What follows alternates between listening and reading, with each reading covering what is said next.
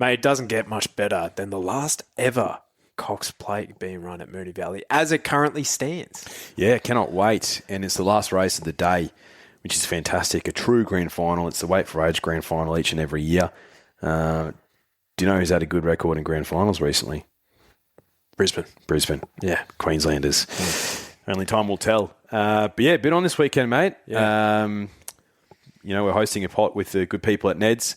So check out the app if you're keen to sign up. I reckon this is the weekend. And we're also running another tipping comp. So $500 voucher up for grabs. For the winner, it's free to enter. Pretty straightforward. Check out our website for all the details, which is www.onthedriftpodcast.com. Where can you find that info? In our show notes. If you're having a bet this weekend, do it with the good people at Ned's. Let's go. But what is gambling really costing you? For free and confidential support, visit gamblinghelponline.org.au. I need to ask you a question. Be curious, Drifters. Allegron's won the Brisbane Cup, but it's all Antino. Blake Shin, take a bow. Barraquil, Benny Allen hasn't moved. Broadside him, bobbed, won the Golden Rose. Pride of Jenny, trying to find the reserves at the 100. She's 3 in front of Mr. Brightside. It's all too late. Pride of Jenny has run them into the night. Switzerland, the big winner by 2.5 Bellatrix Star. He's down, Jolly Star. She is a star in the making. Jolly Star bolts in. It's all Isthmus. She's very smart and fast. Mate, before we get into all of the analysis, hard-hitting analysis that we bring to the horse racing industry, you know what I mean? But Yeah. mate, this is episode 300 for us. Is it? Yeah. Triple ton? Yeah. Wow. Yeah. Wowee. Yeah. It only feels like yesterday that we started this journey. What, August 2020? During COVID? COVID. Yeah. Wow. That's awesome. 300 of the best. 300 of the best thanks to the good people at Nets. Yeah, we had Team Red on board early days. We did, yeah. And then we transitioned to the good people at Ned's. Yeah. And we're very glad to be in their stable. Absolutely. Not sure they'd be glad that we're in their stable at the moment, given how our hosted pod performances are going. Yeah. No, you're right. There's no debating that. Yesterday was just a bit of a throw at the stumps, though. Yeah. Because there just wasn't that much cash in there.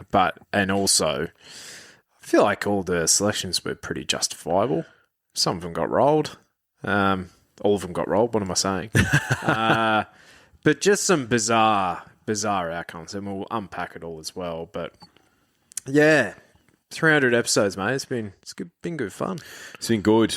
Would like to say that we pick more winners now compared to when we first started, but it's probably not the case. Well, I think we, in general, we probably have.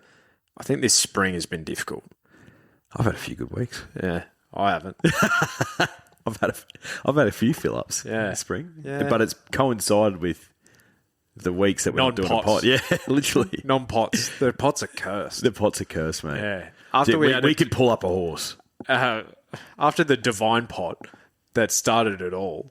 But even that was looking grim at one point. So, yeah. But, Derby Day's next weekend. I feel like we can kind of turn it around. If you have a shithouse spring, but you only have one good day and it's Derby Day, you are still better than everyone else. Exactly right. And Derby Day is where we get into our work. It's our favourite day of the year. We're back markers. Yeah. Yes. Which, depending on where the wind is situated at Flemington, potentially the place to be. Yep.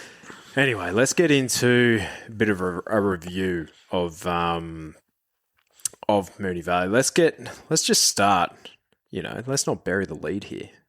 Via Sistina, a back-to-back Cox Plate winner. I was really warming to her the more the week went on. I thought her lead-up run in the Turnbull was good. For a lot of people, probably myself included, saying that she's done. She still was placing in each run. For fuck's sake. What's going on? Camera's off. Oh, no. Well, you fix that, and I'll talk about Via Sistina. I didn't think. What was my thoughts on Via Sistina? I thought she was a genuine chance and the justifiable favourite. I went Antino on top because I thought he had a better leading prep, and I thought he was ready to peak, and I thought if he had a peak run, he was going to be fighting out the finish with Via, and he was a better price. Yeah. I definitely thought she was a winning chance for sure, but did I have a cent on her? Absolutely not. I didn't see Buckaroo running second by a nostril. No, because he was complete dog shit in the lead up. But I think they were both the beneficiaries of what is seemingly a genuine tempo set by Treasure the Moment out in front. So looking at the Racing.com figures, to the 800 metres, they went 3.5 lengths above standard. From the 8 to the 4, 1.3 lengths above standard. And then they went 3.5 lengths last 400 metres as well. So bit of a kooky analysis of that, because Star of India, who actually ran home, I think it was 0.2 of a second quicker, has rated less lengths better than standard, but it's a lesser race. So technically, by the way, I'm kind of comparing things, it should be better than what the Cox Plate rated. But also, times are just one element of it as well. Yeah, But I don't know. I need some sectional gurus to really unpack this for me, because our gut feel, looking at it, was that's not the best rating Cox Plate of all time. No. I was, I hate to be a depressed Declan, a Victorian victim. But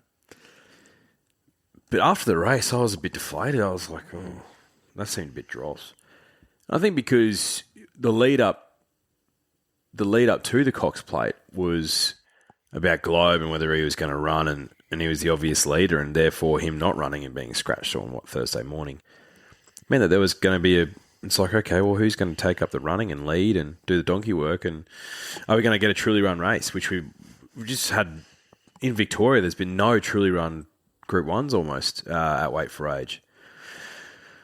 And we ended up having Treasure the Moment, taking up the lead, and she's not she's better off taking a sit behind. She's got good tactical speed, and she's one who, in lesser grade, she can lead and win against her own sex, against her own age group, mostly. When you get to this weight for age stuff, she wants something to bring her into the race, like what happened first up, and she ran super but faded, and then Via Sistina and Buckaroo made their runs, and Via Sistina just got the bob, But watching it live, I saw that and I was like, Buckaroo's just run second by a nostril in a Cox Plate after showing Attrition's run fourth. Attrition's run fourth, and he's a good horse, Attrition. He's not 1.5 lengths off winning a Cox Plate good. 3.5. Sorry, 3.5. Yep. I was looking at Treasure of the Moment, my mistake. And then something's gone on with Antino. Oh, Blake Shin said his action was no good from the 1,000. Yeah. So you could see it. You could see it. So Blake potentially could have been more positive. I don't think it makes a difference anyway. Antino's obviously something's not right there. Yeah, nothing in the stewards report that what I can see. But there was also apparently Swift Falcon went a miss. After he just missed the previous week, but there was nothing in the stewards report. It might take a bit longer, yeah. So these things kind of develop over time. Hopefully everything's all good with the Antino, but he was far below his best there. Other horses, I thought Light Infantryman ran super. I thought Attrition was great. Aliana was untested, and at this, she's just not ready for this level, I don't think. And then Nepotism, bit of a speed hump, but he was he was fine. I think what we were talking about immediately post the race as well was, why is there only 8 horses in this field? Because I was thinking about it more, I'm like, what else would really spark this up? Spring Champion was a pretty thrilling contest in the end. Imagine those two colts going to this. Attica, Shangri-La Boy, but also Transatlantic, as you were pointing out. Transatlantic. Steffi in different years. Yeah. Cheerwolf. Fangirl. Yeah. Linda Mann. Linda Mann should have been there. And there's so many factors that you know are the causation of there only being 8 horses in this race in the Cox Plate. One of them is just the gluttony of races and prize money in spring in Sydney. Just fat piggies, aren't they? Oh, mate, I understand it. I get... Tony Gollan was interviewed that morning on racing.com and they said, Transatlantic, you know, there's plenty of races in Victoria post the Toorak. Why have you taken him up to Sydney? And he was like, well, he's a 5-year-old. There's a $1 million lead-up race specifically for 5-year-olds that I think he can win. And then the grand final for 5-year-olds is worth $2 million. And he's a gelding, so why the hell not? I'm like, yes, Tony. If I own Transatlantic... Thanks, bro. I'd be like, absolutely, mate. Yeah. Absolutely, let's cash that check. But if those races didn't exist, I reckon they would have taken him to a Cox Plate and said, let's really test this guy out over 2,000 metres after being a good, tough Toorak winner. And this would have happened, you know, probably before COVID. Yeah. Cheer Wolf in the King Charles, like... You know, that race used to be earlier on in the spring. You know, you race him in the Epsom as a top weight, and then you take him to the Cox Plate, or alternatively, you run him in a Turnbull. Like he takes the typical spring path. Mate, Autumn Glow would not look out of place in a Cox Plate. No way. And I was saying to you yesterday, you know, she's going to a Golden Eagle as a 4-year-old mare. Fair enough. Like she'll probably win that, and it's worth a stack of money. And I was saying to you that if the Golden Eagle existed when Winx was 4, would she have gone and won that first Cox Plate like that, or would she have gone to the Golden Eagle? Yeah, probably a Golden Eagle. Probably. And then you wouldn't have 4 Cox Plates in a row, the GOAT. So records are set, and a lot of the time we want to see them broken again. That 4 Cox Plates in a row, in all likelihood, will never be broken again now. Probably not. And another reason why is because of the dominance of Chris Waller. He's an unbelievable trainer. Like he's got the Quinella in that Cox Plate. And, you know, he had success throughout the day yesterday and throughout the entire spring carnival. But you cannot tell me that if Linda Mann was trained by a different trainer that he wouldn't be in a Cox Plate. He's purposefully not putting his horses against each other. You know, because he doesn't want to clash, he doesn't want to jeopardise like Via Sistina going back to back, you know what I mean? For you long. Put that in context. I think Linda Mann's the only horse to beat Sir Delius this prep. Man, he's been racing super. Like, do you know what? He could have won that Cox Plate yesterday. Yeah, absolutely he could have. Because he would have been railing like a greyhound. At the Valley, he's been in great form. Yeah. Like, I'm not saying he's a weight for age superstar, but strike while the iron's hot. Mate, absolutely. So, yeah, I hate to be a depressed Declan and Victorian victim, but I just want to see the best horses race against each other. And I just don't think we're getting that. And I think there's a variety of reasons. And, like, you know, a lot of people would have been stoked yesterday because they love Via and they would have been on at $2, whatever. And they would have been like, how good? J-Mac 4 in a row, Via Sistina 2 in a row. And that's all fantastic. Like, it's great. But you look beneath the surface and I reckon the last Cox Plate at the Valley in its current form deserved a lot better. Yeah. Yeah. I think that's fair.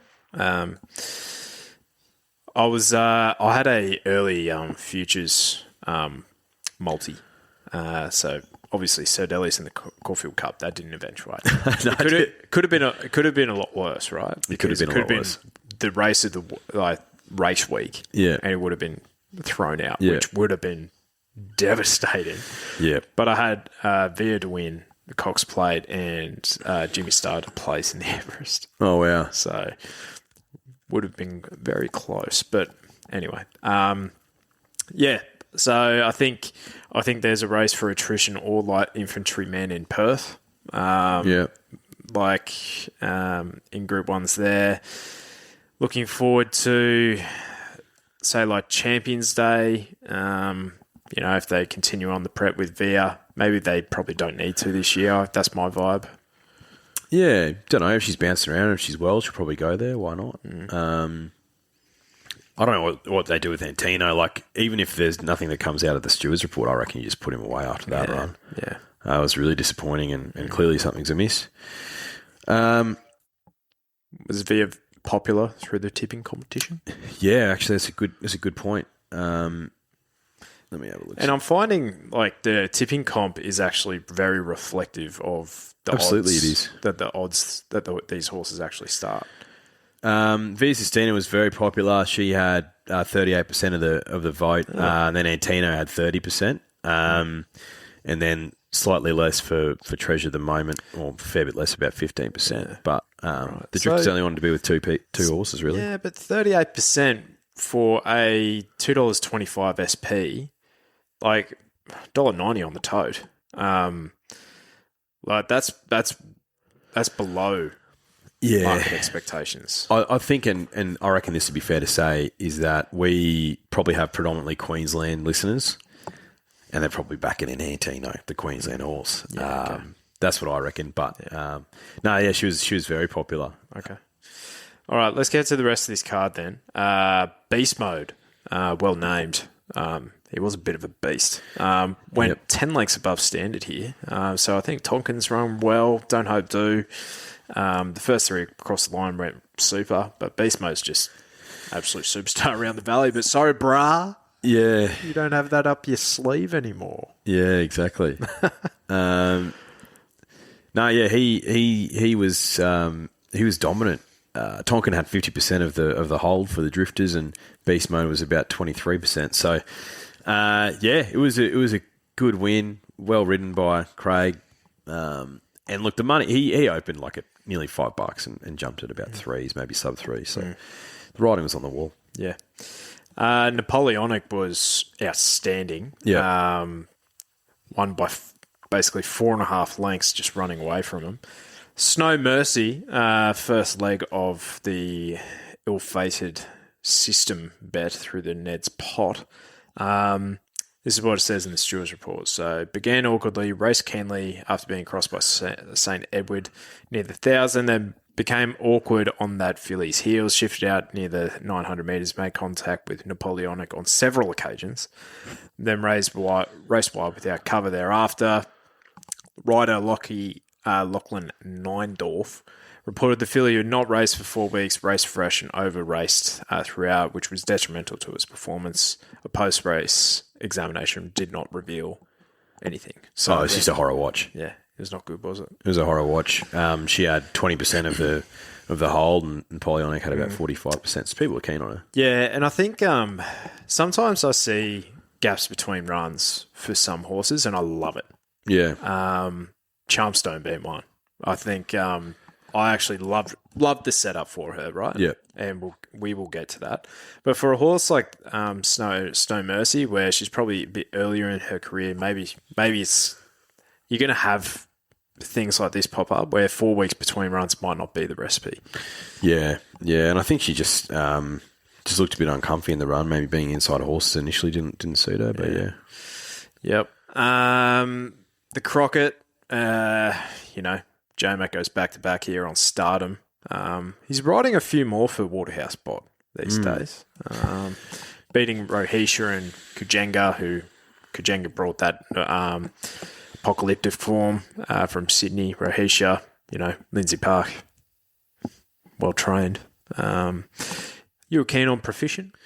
Yeah, I was pretty keen on Proficient. I just thought the map worked out really well for her, but this is a pretty significant step up in grade, so I think it was just a bit overwhelming. She had 23% of the hold. Trey Magnifique had 40% of the hold. Yeah, so that's above market expectations as well. I was on Trey Magnifique as well. Just that, if Snow Mercy was a bad watch, this was worse. Oh, she was disgusting, wasn't she? She actually didn't stop over racing until after the line. No. Just did not look comfortable at any stage. And for everything that she did wrong, she only got beaten 3.2 lengths. Like, It's actually unbelievable. I reckon you need to get her down the straight, maybe. Flemington, absolutely. Yeah. Like 1,400 metres at Flemington. Quick back up. The Furphy sprint. Yeah, 1,400 metres at Flemington, maybe. I reckon she'll get out a bit further. I was, you were saying, because I buy best bets pretty much each week throughout spring, right? Yeah. And if it's a memorable day, one that I want to look back on fondly, and I've got a pile of them here. Oh, shit. Here we go. Like that, right? Wouldn't mind having a look at that, actually. Then I can kind of like go, oh, I've got circle the ones I like, all that. Yeah. But what I did yesterday was I actually got a different coloured Sharpie out, and it was a red Sharpie, and it was the ones I was basically putting a line through that weren't scratched. Yeah. Proficient was actually one of those for me. Yeah, right. Reason being, and I'm keen to get your thoughts on this, where she was 1,000 metres up to 1,200. You don't like that? I don't like that, and especially, I guess, like early in her career, I think the step up from 1,000 metres to 1,200 is just different gravy. I think it's more pronounced than what the 1 furlong step up is. Yeah, fair enough. To be honest, I didn't really think about that, if I'm honest. But it is something that I do take notice of. I know I've found success at the Valley as I've gotten older. I always used to find it pretty hard tipping at the Valley, but as I've gotten older, because I sort of try and ignore everything that I've seen from the horses prior and just look at the map first, because you just want to be up and in typically at the Valley, and then I'll sort of go back from there. So I really like Très Magnifique, but the reason why I went with Proficient was because of the map, and I was wrong on both counts anyway. Yeah, but Proficient beat home Très Magnifique. True. So I was just nowhere near it. it's a little win. Yeah, exactly. All right, the Phillies Classic, 1,600 metres. Salty Pearl looked the obvious. I was just trying to find something to get this horse beat, and she just absolutely pretty much brained him. Enviable. You said she was flying. She ran super. Yeah, she ran super. I think she's looking for further. I think she's looking for.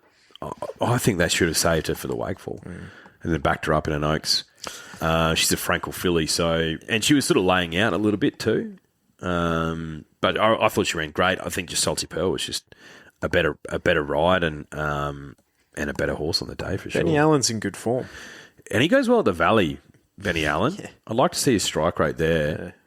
Yeah. Barraquil helps. Yeah, Barraquil does help. But she's a little Tagaloa filly, Salty Pearl. Pretty sure his service fees is something ridiculous, like 10 grand. Yeah. Japanese Blue Diamond winner. Yeah. But we should have seen him over 2,000 metres as well.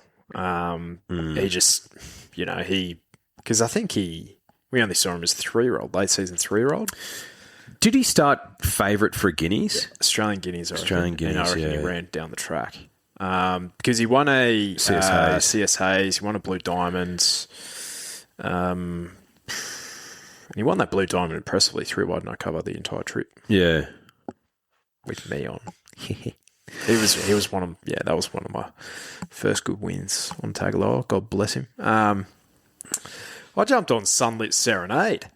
Not a reckless serenade for all the Arctic Monkeys fans out there, but she loomed up to be the winner of this race, and then she just did not finish off. So, a little bit of market support for her as well, but there was. All on as the winner, best form going in. She had 50% of the hold pretty much, and then Enviable had 20%. Yeah. So that's the market there. So we're getting into a few juicy ones, and these could have been the difference makers in the end for this tipping competition. I don't know anything about the result, but how many people tipped Star of India? Mate, a surprising amount. 10%. Well, he started at $11 SP. Well, there you go. Well, that's about meeting market expectations. Look, the drifters were split on this race. No shit. Middle Earth 20%, Point King 20%, Casino 17, Future History 20%.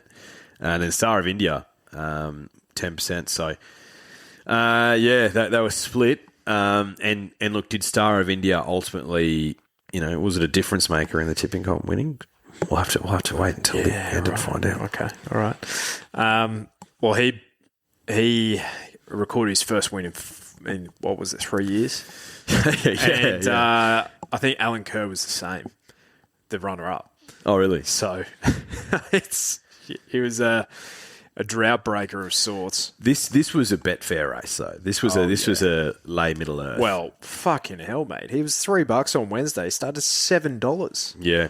Unbelievable. We said he was if we were to have 2 lays of the day. Yep. Maybe we should do that for the pot next week. Maybe we should. Rivellino was the first one. He was a clear lay of the day for us. We got pretty lucky there. But Middle Earth was number 2. Yeah. And it worked out that way. I do think Middle Earth, off the back of that run, I could see him running an improved Melbourne Cup I think performance. I think so. Blink has helped. He carried top weight. Top 10. Yeah. And exactly, yeah. And Mooney Valley for this horse isn't his go. I think Flemington, Melbourne Cup, he'll have a decent weight. Yeah, he's probably one that you can throw in your exotics, I reckon. Yeah. The Tessio, she's a hustler. For Graham Begg, good trainer of mares. Of the she's horses, the market absolutely pummeled She's Unusual, but she settled midfield where she's been leading up her races in Sydney. I didn't like her in this race at all. Look, more of the drifters were on She's a Hustler than She's Unusual, but they were the top 2. And a few of them were on See What I See to bounce back. So, and she actually ran well. But, yeah, I don't know why the market spat out She's a Hustler. Mate, I saw a lot of pros love her too. Yeah. And they were really knocking up for She's a Hustler's chances. I went through the replays. I'm like, She's Unusual has been great. Yeah. But She's a Hustler, I thought was. I'm like, looking at what I was seeing. I'm like, I can't really poke any holes in this. So Geordie Childs, Graham Begg have a great strike rate. Graham Begg's a good trainer. Yeah, she's been racing well. Anyway. Yeah. I jumped on moving out. Again, market support. About $14 into 7s. Loomed up, given a positive ride, and then just ran like a busted. So, yeah. All right. This is probably the runner I'm most interested in and how many people actually tipped it. Von Hawk. 6 people in the entire tipping comp. 6 people. 6 people did. Yeah, right. 950 fixed starting. Oh, no. You're kidding. That's cruel. All the totes were like $13. Yeah. Whirlpools would do that, though. Yeah. Yeah, because, they would have smashed Lindsay Park. Yeah, in this they would. race. They would. Same silks as Mr. B. Because J-Mac didn't override in this one, did he? Yeah, right. 35% of the hold for the drifters was on Rise at Dawn. I was keen on him as well. Yeah, so was I. He ran well, but look, was I ever going to find Von Hawk? No. Did someone at our table? Yeah. Yeah. Yeah. Was it the around the grounds bet? Yes. So we were stoked, but we were also we were heartbroken because this was the second leg of our parlay. Oh, in the Ned's pot. Yeah. Is there a lesson here for Rise at Dawn? Hadn't won for a while. Yeah. And his first up run was good. Second up run was a little bit disappointing. Like if he's getting spaced by Waterford by about 4 lengths, you know what I mean? Yeah, true. But I thought, all things being equal, I thought his biggest threat in the race was actually O2 Good, and I didn't like her around the valley. No. I agree with you. I wouldn't have found Von Hall. No. I wouldn't have found Golden Path at those prices. No. And I've decided to see other people with Paul Lockroy, finally. Yeah. So you should. Yeah. The most troubling, surely this is the most, Observer probably would be, but this would be the second most backed horse in the tipping competition, Charmstone. Observer definitely was number 1 in the next race. There was more. Like, there was some that were closer to 50%. She was 40%. So she still had a big push. And I think the reason why she was 40% is because a fair few people jumped on Tropicus and he was obviously scratched. So they got Charmstone as a replacement in the tipping comp, which didn't mean anything. Yeah. Perplexing. And she was the Team Green, not lay of the day, but... the boost. Yeah, which is always a bit of a red flag. Trepidation. Like, they famously... I think they went through about... Cup week last year, and they got everyone right. Yeah. But I think they got their lays wrong. Yeah. So if I was to have my time again, I'd do the exact same thing. Like, maybe the draw. Again, the gap between runs, I really liked it. Stable confidence was there. Blake did not have a great day yesterday. No, he didn't. Unfortunately. But this is what the Stewart report says. So Blake Shim reported that the mare trapped well outside the leader, however, failed to respond to his riding from the 500 metres, and he could offer no explanation for the disappointing performance. A post-race veterinary examination did not reveal any findings. Blah, blah, blah, blah. So she'll have a vet's examination as she goes back to stable. You were saying on the weekend, like, a couple of colourful things about the stable, but I agree with you there. I find them to be really inconsistent. Oh, mate, I cannot find them when they've got a short price favourite. Yeah. They've seen them go down with, like, say, Hedged previously, with Globe, with this horse a couple of times, Ayrton. Like, when there's Thunder. Thunder. He came off the boil a little bit. Yeah. May he rest in peace. Yeah, in heavenly peace. Yeah. But yeah, I think they're a good stable. Absolutely. Oh, for sure. Absolutely they are. But Like, they've got this horse to be a 2-time Group 1 winner. And she had the best form in the race. Again, I would have the bet again. But it's probably something that I don't have as much confidence betting on that stable versus like a Lindsay Park in Melbourne. yeah. Agreed. Only 2 drifters had Jigsaw, and he was like nearly 20 to 1. So well done if you found him. But if Charmstone wasn't in this race, I would have backed Tropicus, and Tropicus got scratched. So he was the only one where I was like, I could see him beating Charmstone, but no, perplexing. And if she runs in that race and runs like a really good second or third, you're like, okay, fair enough. Like that happens all the time. But to be so disappointing, it was really perplexing. Yeah, not good. Not good though. Observer, official margin, half a length. I saw some people commenting, I bet on him to win by 2.5 lengths in the replay on racing.com or whatever. It's like, bruh, give me a spell. 71% of the hold. Observer, he was very well backed. Yeah. He just looked the obvious, right? Yeah, he did, and Mark just took all bad luck out of the equation and went forward, and he was dominant. And I'm sure he's a short price for the Derby. Yeah, I just don't know if they will go there. I just think he's too brilliant for a Derby. Maybe. And maybe it's this year's Riff Rocket, maybe. But I think this horseman, in my opinion, wouldn't have looked out of place in a Cox Plate this year. Yeah. And let's put it this way. I think he beats nepotism home. Yeah. Yeah, So- I think so. J-Mac was going so well that he actually got Providence to show something. Absolutely rattled home. So maybe that horse could do something in a Derby, stepping up as well. I thought O'Shamus was pretty good. Yeah, you know, one member of our table yesterday was just... He was throwing around these names left, right, and centre. I don't think he tipped anything at single figures yesterday. So well done to you. You were keen on options. Did you have any eyes on him for the run? I'm assuming you did. Yeah, he just got too far back, and he actually ran home really well. If he goes to a Derby, I still think he's a winning chance. This impending colt, Interesting. alternatively, is his mare. I don't know who the sire of alternatively is. His mare, she's a British thing. So I think he's got loads of talent. He just doesn't have a racing pattern to suit at this stage of his career. But and also from that gate, like, what do you do?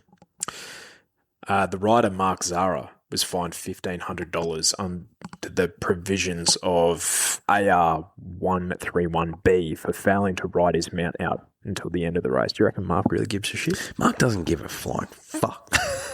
He's Mark.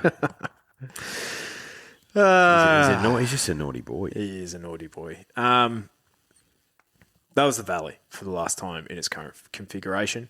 They are basically the configuration of the track's going to be very similar to Doomben. So bit tighter instead of like a 200 metre straight, about 300 metre straight, 350 metre straight. Yeah, and it was funny yesterday how long it took some members of the table to fathom, like, me telling them that the grandstand was going to be on the other side. Yeah, but how are you going to watch it? Yeah, It's like, no, so, mate, but no, the winning post is going to be on the other side. That's too far away. Oh, so the grandstand is going to be inside the track. No, it's going to be on like reverse, like whatever it is now. You're looking in the opposite direction, so the track's flipping pretty much. Yeah, and you can move the cameras.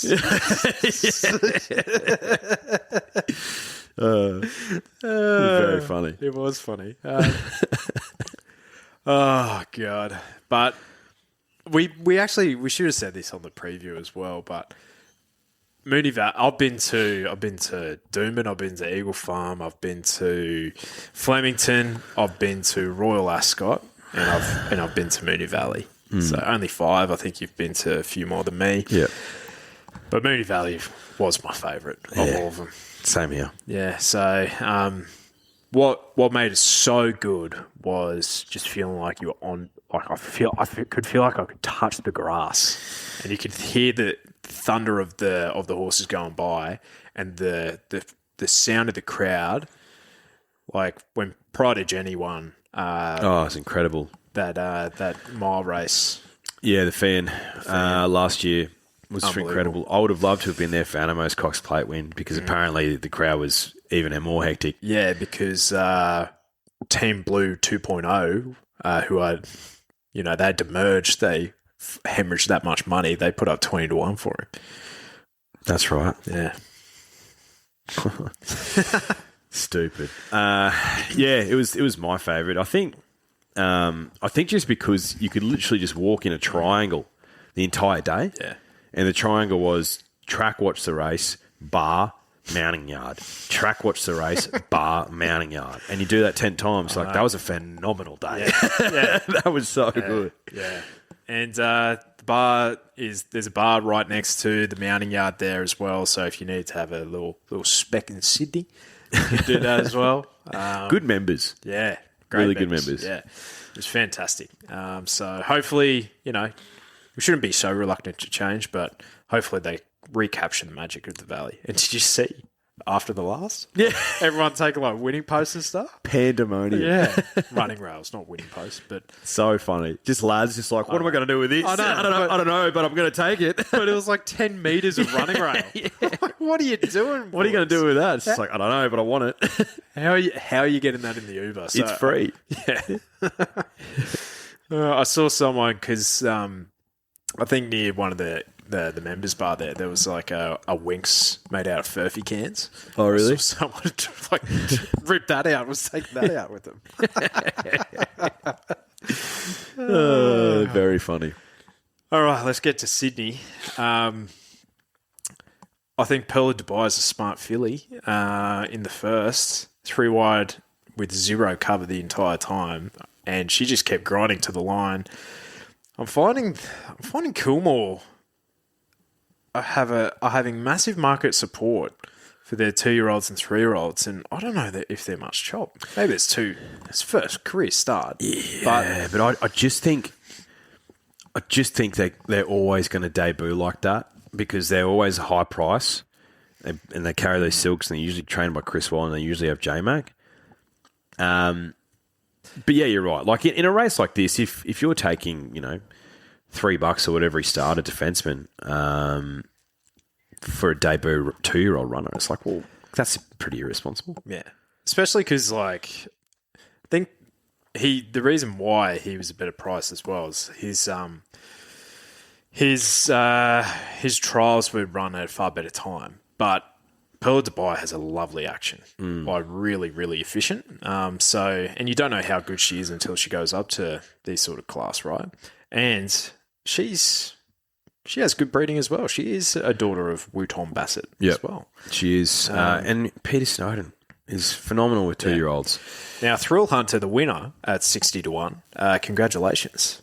Can't take that off here. But I cannot see him. 2 drifters. Two drifters at 60s. Fuck, we should give him, if there's something over 50s, surely we get like triple points out. Yeah, maybe next time. Next time. Nah, not this year, next year. Yeah. Yeah, that's a Hail Mary, isn't it? That is a Hail Mary. Yeah, that's but good to in a see. 2-year-old race, though, that's probably when you do it. Yeah, absolutely. On top of it. Just have a crack. For sure.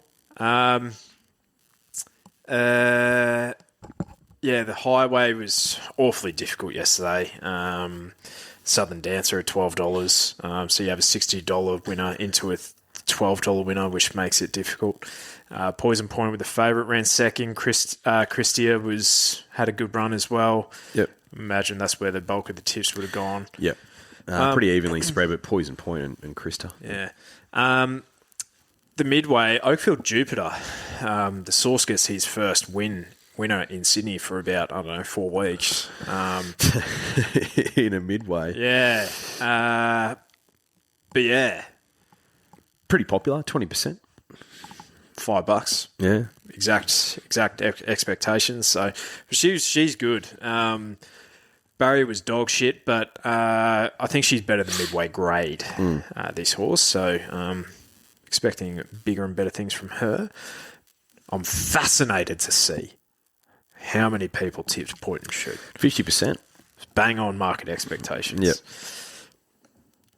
So what we were doing yesterday at the pub, right, was we were basically having a set amount of bet, and we had that allocated for all races in Sydney and Melbourne. Very similar to a Ned's hosted pod, actually. Yeah. But we weren't making all of the decisions. This was my race. Now, I did not have a bet in it because I'm like, you're asking me to take $2 for Point and Shoot? And the other horse I was making a case for was Kintyre, and he was $4. Are you kidding me? No, you couldn't. I couldn't do it. Couldn't possibly. No, I was so thank goodness, because I backed in our JMac for his best bet in Brisbane of all places. So, yeah, 50%. Jeez, that's tough. The Brian Crowley Sky Glider, smart colt. Yeah, that was a good win by Skyglider. When Peloton loomed up, I was like, huh? Market support too. Yeah, he did, Skyglider. Let me have a quick look at what the drifters reckon. 13% of the drifters. It was pretty evenly spread across Grand Eagle, Young Mr. Grace, and Memo.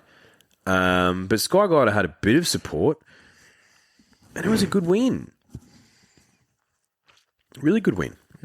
On speed, I think it was definitely no disadvantage to be on speed at Randwick. Oh, yeah. Rail out 7 metres yesterday. Yeah.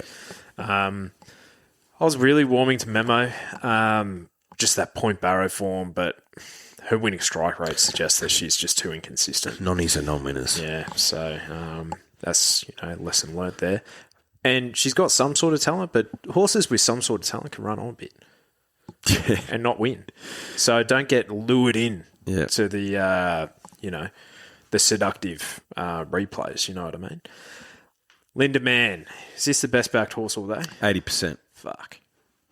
It was the most obvious $1.50 pop I've seen in a long time. Yeah, Really long since time. like Mr. B in those setups like a couple of years ago. Yeah. Yeah. Like a real obvious, if you got Kovalika and Militarize in and around the market, it's like, come on, please. If I was to make a case against him, it'd be like he's only 2 from 16 at the track, but he's probably been racing in Group 1s at the track. Yeah. So it's like... What's his strike rate up to now?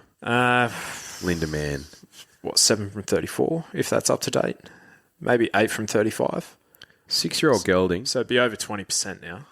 Yeah, so 35 starts, 8 wins, and then he's had 11 placings. So Last 12 months, he'd have either 3 wins from 13 starts or 4 wins from 14 starts. yeah. So he's just found some real consistency. He gets along with Nash really well, just leads, and it takes a good horse to run him down. It does. I'm glad they kept Mason Louis a week, because he's going to go to the Rosehill Gold Cup that's going to be at Randwick next week, and he's going to be awfully hard to beat there. Yes. So Is the Golden Eagle at Randwick? Yep. Oh, shit, I didn't know Yeah. that. Yeah, so I'd say they'll probably run in the true next week. Yeah, if it's out 7 metres last week, yeah. You know why? Because I think it's probably getting to a stage where, because they extended the amount of horses that were actually able to run at the 1,500 metre start at Rose Hill for the Golden Eagle Yeah. to allow for more internationals, they'll basically just go have at it at Randwick because it's a much bigger track to allow more acceptances, I'd imagine. And I'd say in general, Randwick would probably have higher turnover as well. Yeah, I'd say so. And I also think it's from Racing New South Wales to Rose Hill because they wanted to sell it. Yeah. They're like, well, we're not going to give you this. Yeah. Well, probably. I hope he's not done with yet. Yeah, nice win. Good win. Rivellino, very unlucky. So, back in grade.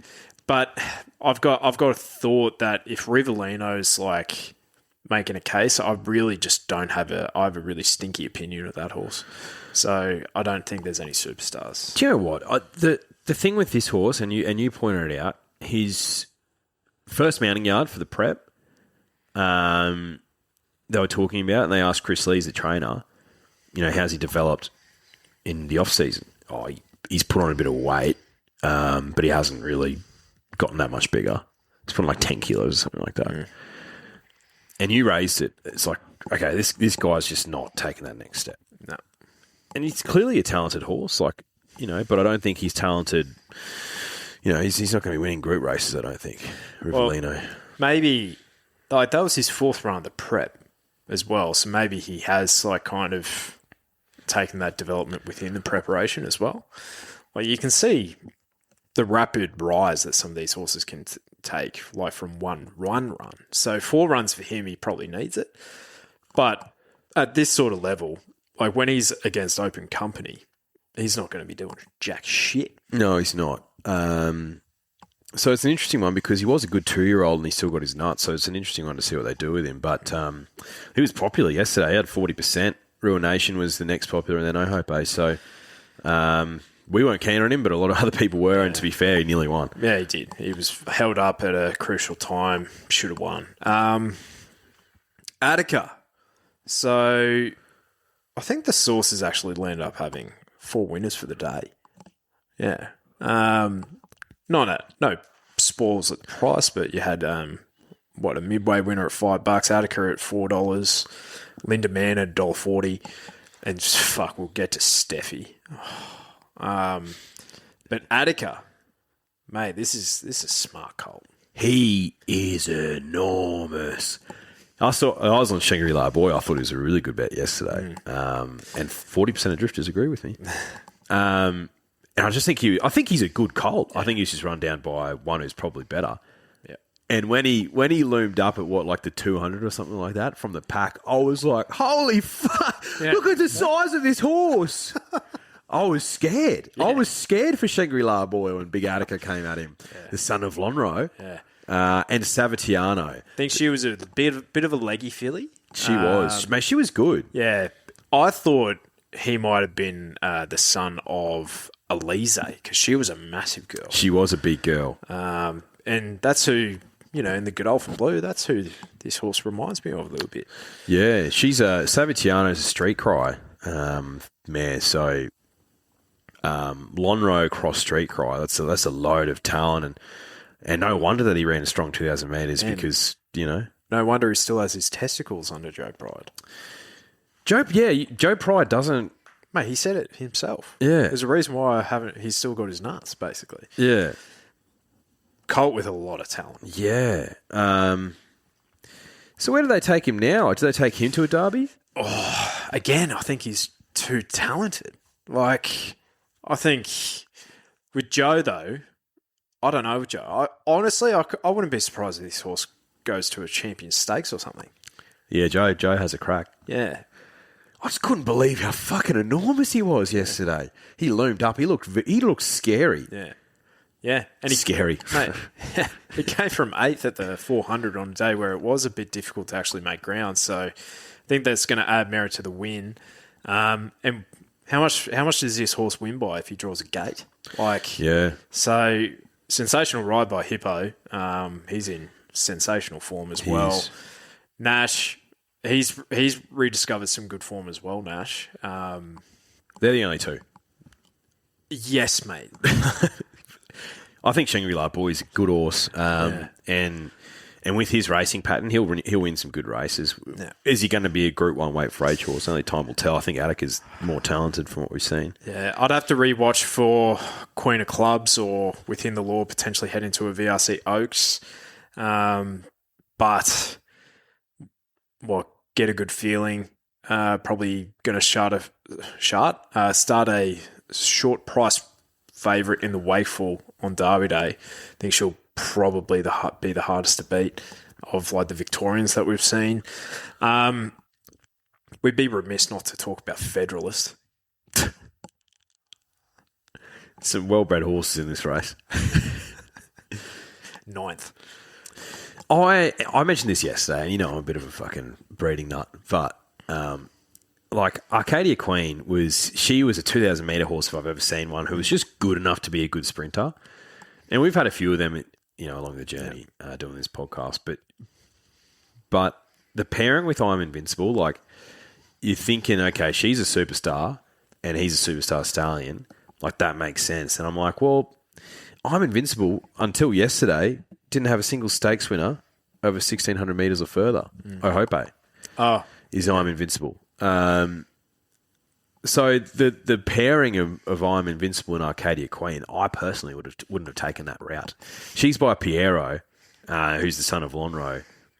You take Arcadia Queen to Street Boss. Because Street Boss has an Animo who can run in a Cox Plate, but was a good 2-year-old and win a Cox Plate. But then you've got Tempted and Tentaris are also by Street Boss, so they can sprint clearly. Your guy Traffic Warden's by Street Boss. Yeah. Street Boss Arcadia Queen. Am I missing something? Yeah. Unless Street Boss is by a mare there's intersecting bloodlines there. Yeah. What about a Pride of Dubai? Is he still with us? Pride of Dubai is also the son of Street Cry, just like Street Boss. Yeah, okay. He's still with us. Yeah. Should have got So You Think to cover Arcadia Queen. Yeah. That thing could have won a Melbourne Cup. Would have been gelded, but would have been a good looking horse. Yeah, it would have been a really good looking horse. Maurice. Maurice is a better option. Phenomenal option. Justify. If you're getting that, if you're going down that route, yeah. But yeah, Attica, smart cult. Yeah. Be interesting to see where we actually kind of land in terms of 3-year-old ratings. Obviously, the Coolmore will kind of determine that. So we might have to do that in the review next Sunday. Yeah. The Invitation. Interesting. So when we did the podcast a day earlier this week, just because life. But Steffi was the one that we were really gravitating to, and she was an enormous price of about $8. And she did have a setback, so she actually missed 2 runs into this. So she was supposed to go into the Epsom into her King Charles. But I think she did have a really nice trial where she clicked up and... Bjorn horse is fresh. Yeah. She just hasn't shown that much as a fresh horse. No, and that's her first win ever, second up, ever.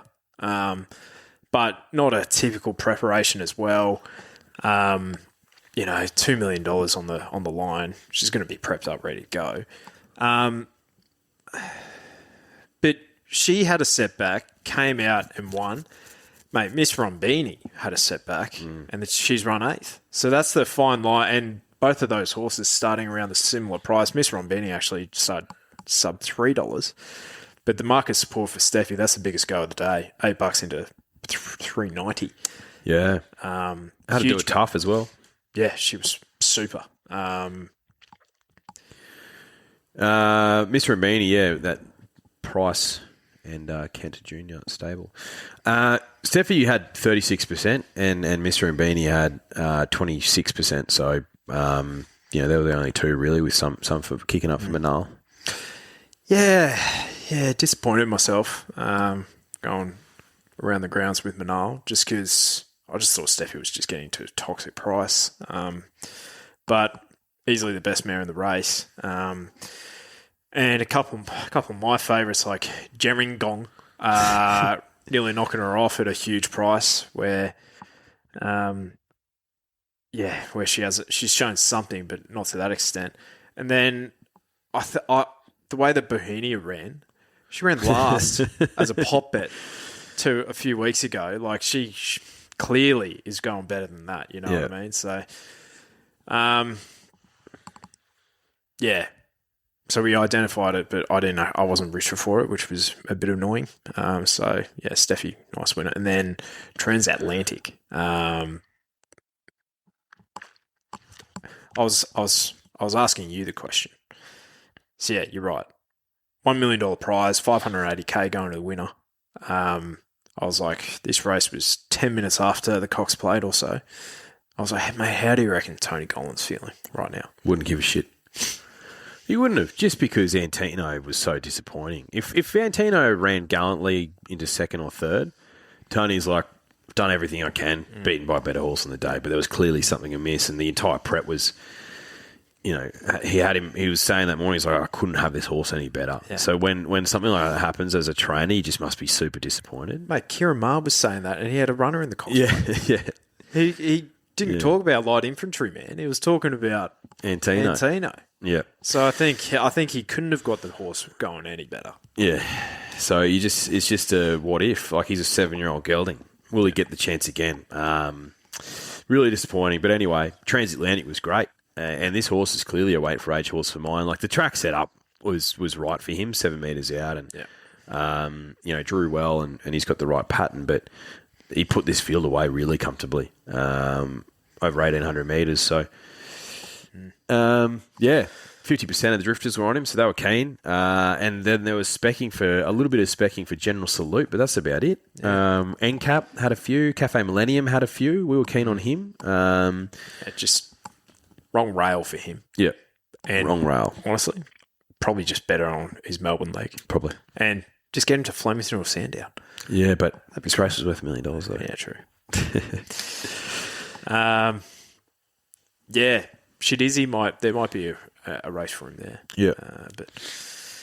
And might I say, we weren't the only hosted pot of the day to have a Barry Crocker. Oh, really? No.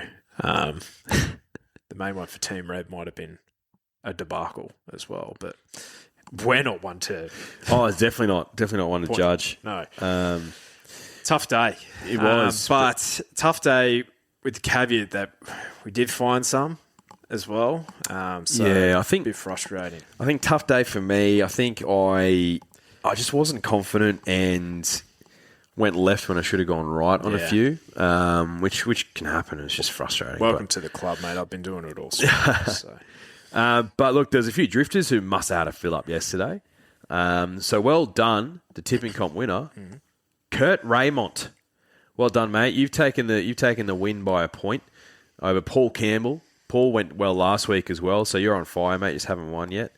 Tyler Dewar from U&U. She went well into third, and Lukey Jones tied for third. Mackenzie Jones, fourth. Cord, fourth. He went well again, and so on and so forth. Well done, Kurt Raymond. If you hear this before we get in touch, please get into our Instagram DMs or flick us through an email. Otherwise, we'll be in touch tomorrow to see what you want to use, what do you want to get for your $500 voucher. So congratulations, bruh. Well punted. Congrats, bruh. Have a quick look at Derby Day. Yeah, for sure. Victoria Derby market with the good people at NES, 2,500 metres for 3-year-olds. Observer, $2 favourite. Providence, $5. Autumn Mystery at 9s with Attica. I think if Attica's $9, I think that's telling that he won't be heading there. Yep. Azazel, 11s with Miwa. Options at 13s with Engine of War. I know who I'd like to take over those horses. Arabian Prince at $13, I think, could be a play. I think he'll be much improved at Flemington. And then Longer the Rest. Yeah. Observer will be very hard to beat based on yesterday. If he's heading there. If he's heading there. But look, I'm still happy to have a bet on options at 13s. I think he just sets up like a Derby horse for mine. Like, he's clearly got the talent, but yeah. I'm going to see other people with Alcora. I think he's not quite up to it at this point in his prep. If he's there and he's 80-1, I'll have $5 on him. Might go on the quarter. Coolmore, Stud Stakes, Baywalk at $3, 10 Tyrus at $3.50, Beedman at $4.50, Skyhook at 9s, My Gladiola at 11s, forgotten horse in this market, Napoleonic at 13s, Raging Force at 15s, Point Barrow at 15s if she's heading there. Wow. And Longer the Rest. This is a good little Coolmore. It's kind of a few little different form lines coming together. But I think it's quality at the top. One of the best Golden Rose winners we've seen. 10 Tyrus, who we're big fans of for a long time. Throbber. Beedman, who, there's a reason why he's $4.50. I think that's still short for him. Skyhook is the one I'd probably risk at the price. My Gladiola, I think she's overs. Yeah. Then if Point Barrow's in there, I think she's a knockout as well. Nailed it. Empire Rose Stakes, 1,600 metres for the fillies and mares. Fangirl at $3.50. Like a Lucy at $4. Idle Flyer at 7s. Bounding at 8s. Pride of Jenny at 9s. On Display, always been the target for that stable. I could see her winning. She's another one. Yeah, she is. Damask Rose at 11s. Lazura at 13s. Probably beyond her at the mile, I would have thought. Beyond her. Benadryl 15s. Splashback 17s. Along with the rest. Yeah. Fangirl's an interesting one. Like, back to her own sex, she could just brain these. I like a Lucy. I was kicking up for her at the 2-rack. J-Mac is in Sydney for Derby Day. He's in the Golden Eagle Autumn Glow. Yeah, so if she was to come down, it wouldn't be him that's riding. But who knows? If J-Mac's not coming, we saw Hugh for Cox Plate. I wouldn't be surprised. And he rode Fangirl in the Golden Eagle where she nearly won. Yep. Good point. So I reckon Hugh would probably come down and he'd probably just be the number one stable rider for Waller. Yeah, otherwise maybe Mark or Damien Lane. But it's a good little race, the Empire Rose. I like a Lucy. She profiled like a horse who would enjoy Flemington after running well in the 2-rack. Yeah. But she's pretty short at 4s. Idle Flyer was a good winner last start. I think she'd need to improve to win this. And a Bounding, she was good last start, but I just don't think she's a genuine Group 1 horse. So, interesting. On Display at the price, I'll probably get sucked in. Golden Eagle, Autumn Glow at $2.20. Linebacker at 5s. Angel Capital at 5s.